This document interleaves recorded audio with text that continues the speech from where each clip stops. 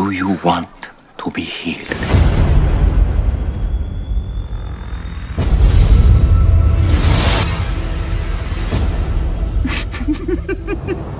Get up and walk. If he was supposed to be healed, God would have done it himself. That's an interesting point.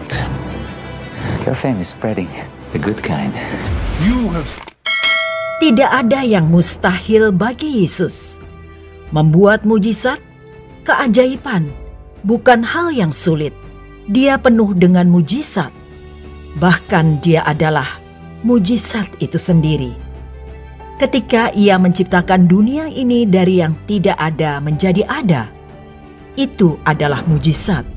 Ketika ia berinkarnasi menjadi manusia, itu adalah mujizat. Hingga hari ini pun dia masih terus melakukan mujizat karena dia hidup. Mujizat-mujizat berikut ini hanya mewakili sebagian kecil dari keajaiban yang tidak terhitung banyaknya yang telah dilakukan Yesus dalam kehidupan orang-orang. Seperti yang tertulis dalam Injil Yohanes, masih banyak hal-hal lain lagi yang diperbuat oleh Yesus.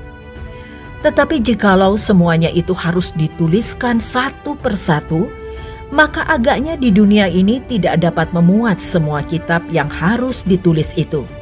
Yohanes 21 ayat 25. Berikut adalah 10 mujizat Yesus terbesar dan yang dianggap paling spektakuler bagi orang percaya di sepanjang zaman. 1. Mengubah air menjadi anggur. Yohanes 2 ayat 1 hingga 11. Mujizat pertama yang Yesus lakukan dalam pelayanan publiknya adalah mengubah air menjadi anggur pada pernikahan Kana di Galilea. Yesus dan murid-muridnya bertemu dengan ibu Yesus, Maria, di pesta pernikahan. Yesus baru saja mengumpulkan sekelompok sahabatnya di ayat-ayat sebelumnya. Ini akan menjadi pengenalan nyata bagi para murid tentang siapa Yesus itu. Maria datang kepada Yesus ketika tuan rumah kehabisan anggur. Ia tahu bahwa Yesus mampu mengendalikan situasi. Ia mendekati Yesus, dan Yesus mengatakan kepada ibunya bahwa waktunya belum tiba untuk mengungkapkan dirinya kepada dunia. Maria memberitahu para pelayan untuk melakukan apapun yang dikatakan Yesus kepada mereka. Yesus meminta mereka untuk mengisi 6 pot air penuh dengan air. Kemudian ia menyuruh mereka untuk mencedoknya dan memberikannya ke pemimpin pesta. Pemimpin itu terkejut karena mengetahui ternyata masih ada anggur yang begitu baik yang disimpan oleh pengantin pria. Ia pun memuji sang pengantin pria. 2. Menyembuhkan hamba perwira. Matius 8 ayat 5 hingga 13. Seorang perwira memiliki seorang pelayan yang menderita kelumpuhan. Perwira ini mendengar bahwa Yesus berada di Kapernaum dan mencari Tuhan untuk menyembuhkan hambanya. Yesus setuju untuk pergi ke rumah orang itu untuk menyembuhkan hambanya. Perwira itu seorang pria yang kelihatannya sangat rendah hati dan beriman, berkata bahwa dia tidak layak menerima Tuhan datang ke rumahnya. Tetapi pria ini percaya akan kuasa Yesus sedemikian rupa, sehingga ia dapat memerintahkan penyembuhan yang dilakukan dari jarak jauh, dan orang itu akan disembuhkan. Orang itu pergi dengan keyakinan mengetahui bahwa hambanya telah sembuh. Alkitab mengatakan bahwa penyembuhan terjadi segera setelah orang itu menaruh imannya pada kuasa Tuhan. 3. Menenangkan badai. Markus 4 ayat 35 hingga 41. Ketika Yesus dan para murid sedang menyeberangi danau Galilea, badai datang. Badai ini mengancam akan menenggelamkan perahu kecil itu. Tetapi Yesus dengan tenang tidur di bagian belakang perahu, sementara para murid panik. Mereka membangunkan guru dan bertanya kepadanya, apakah dia tidak peduli dengan kondisi mereka. Yesus berdiri dan berbicara kepada angin badai itu dan memerintahkannya untuk tenang.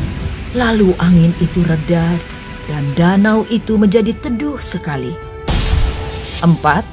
Penyembuhan orang lumpuh di kolam Bethesda, Yohanes 5 ayat 1 hingga 15. Di Yerusalem, Yesus bertemu dengan seorang pria yang telah sakit selama 38 tahun.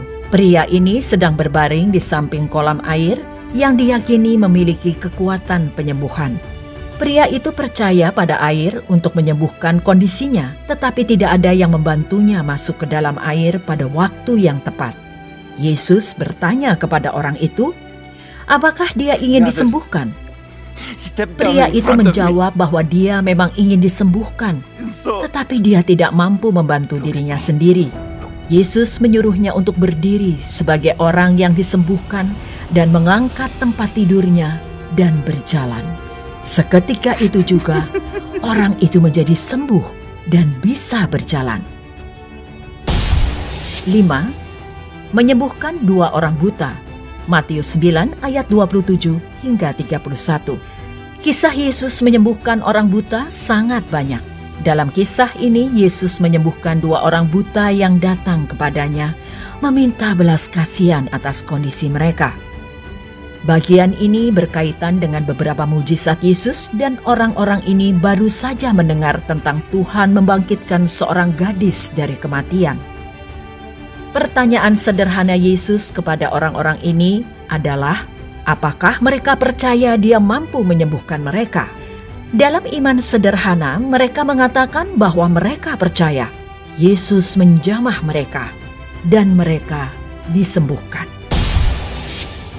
6. Memberi makan 5.000 orang, Yohanes 6 ayat 1 hingga 15.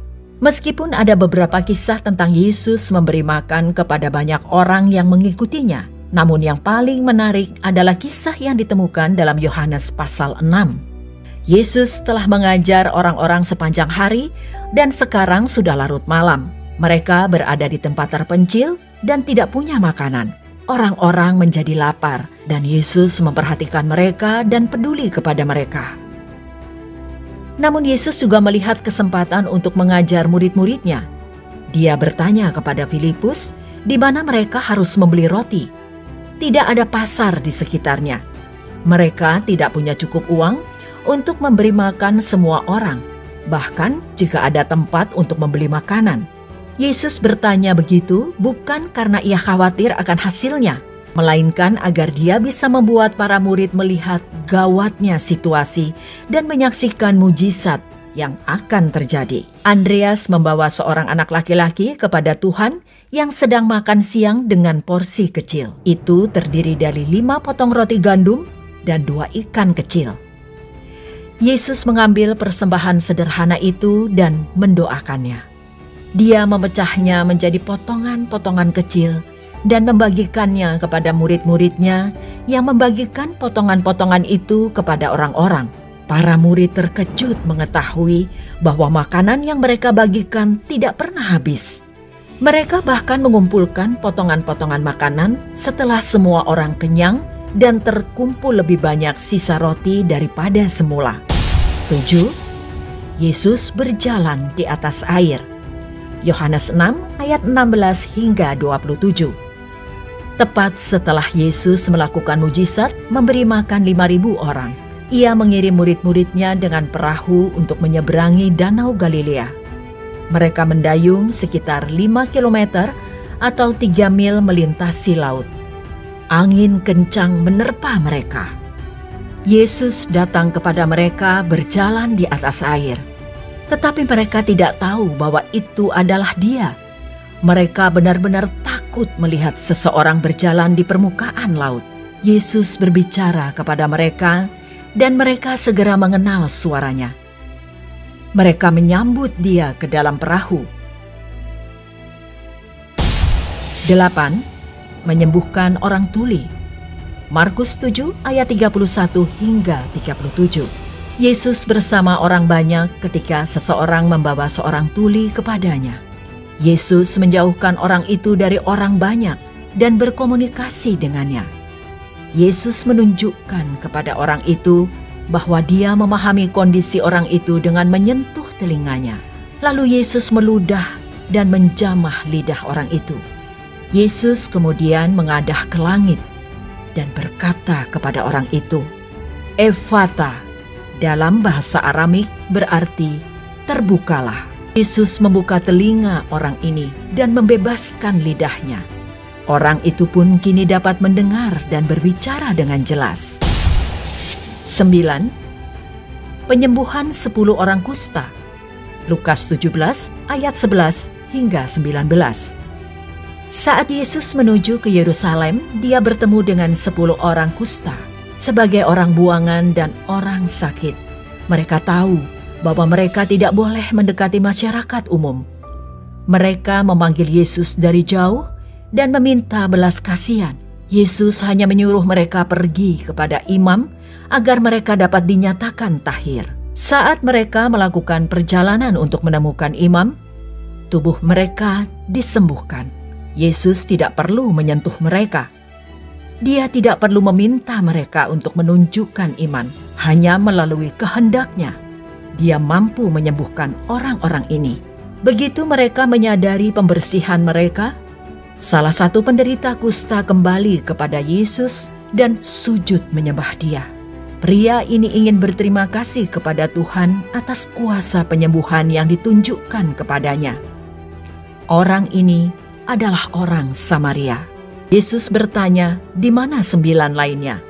Mereka tidak kembali untuk mengucapkan terima kasih. Yesus memberitahu orang ini bahwa imannya telah menyembuhkan dia. Orang ini tidak hanya mendapatkan kesembuhan fisik, seperti halnya semua penderita kusta lainnya, tetapi dia juga mendapatkan kesembuhan spiritual. 10. Kebangkitan Lazarus. Yohanes 11 ayat 1 hingga 44. Maria, Marta, dan Lazarus adalah saudara kandung yang tinggal di Betania. Mereka adalah sahabat Yesus. Yesus tahu bahwa Lazarus sakit dan bahkan tahu bahwa dia akan mati.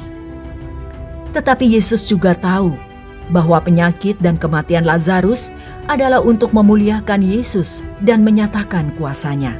Yesus menunda bantuan Lazarus selama 2 hari. Ketika waktunya tepat, Yesus dan murid-muridnya pergi ke Betania. Mereka bertemu dengan Marta di dalam perjalanan. Ia menuduh Tuhan. Dia tahu bahwa Yesus memiliki kuasa untuk menyembuhkan dan menyelamatkan saudara laki-lakinya, tetapi Tuhan menunda kedatangannya. Yesus mengatakan kepadanya bahwa dia tidak perlu khawatir karena dia memiliki kuasa untuk membangkitkan Lazarus dari kubur. Marta percaya pada kebangkitan orang mati karena Yesus sering mengajarkannya. Dia memiliki keyakinan penuh bahwa dia akan melihat kakaknya lagi di masa depan. Apa yang tidak dia sadari adalah bahwa Yesus memiliki kuasa untuk membangkitkan saudara laki-lakinya sebelum kebangkitan yang akan datang. Maria kemudian datang menemui Tuhan. Dia juga menuduh Tuhan berlama-lama yang mengakibatkan kematian saudara laki-lakinya. Yesus menangis ketika dia melihat kesedihan Maria dan orang-orang Yahudi. Yang lain mulai mempertanyakan kedaulatan dan kuasanya.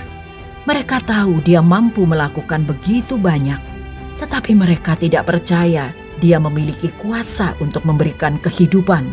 Yesus menyuruh mereka untuk membuka kuburan Lazarus yang telah mati 4 hari. Maria memandang Yesus dan berkata, "Tuhan, ia sudah berbau, sebab sudah 4 hari ia mati." Yesus menjawab, "Bukankah sudah kukatakan kepadamu, jikalau engkau percaya, engkau akan melihat kemuliaan Allah." Mereka lalu membuka kubur Lazarus dan Yesus berdoa kepada Bapanya. Setelah itu, Yesus memanggil Lazarus untuk bangkit dari kubur. Lazarus pun keluar dari kubur dengan kondisi masih terbungkus kain kafan. Banyak yang percaya kepada Yesus, namun tidak semua. Orang-orang Farisi dan para imam kepala mulai merencanakan untuk membunuh Sang Anak Allah.